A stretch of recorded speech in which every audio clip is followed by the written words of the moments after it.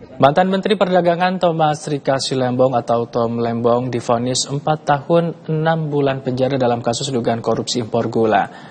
Hakim menyatakan Tom terbukti secara sah bersalah. Dalam kasus korupsi impor, Tom Lembong menyebut putusan hakim janggal.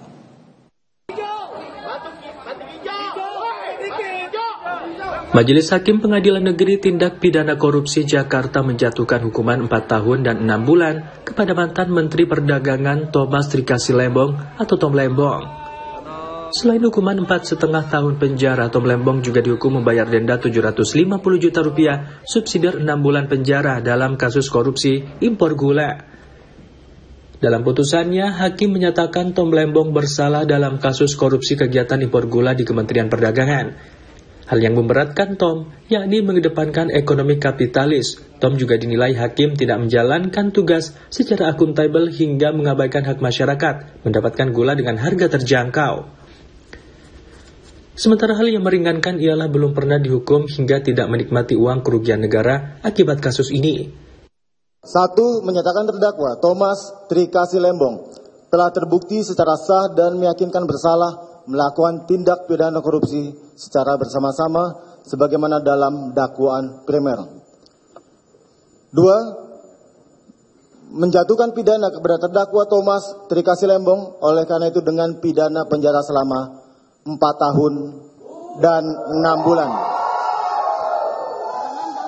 Dan pidana denda sejumlah 750 juta rupiah dengan ketentuan apabila denda tersebut tidak dibayar maka diganti dengan pidana kurungan selama 6 bulan.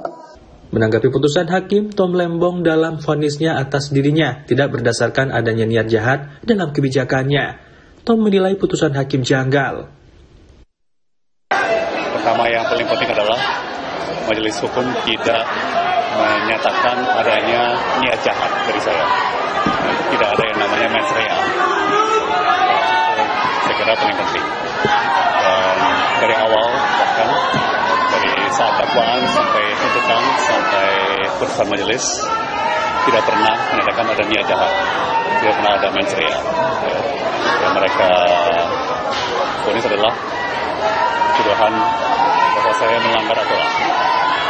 1. Nah, kedua, yang sedikit, bukan sedikit, ya lebih dari sedikit janggal atau aneh bagi saya sih, ya majelis mengesampingkan wewenang saya sebagai Menteri Perdagangan.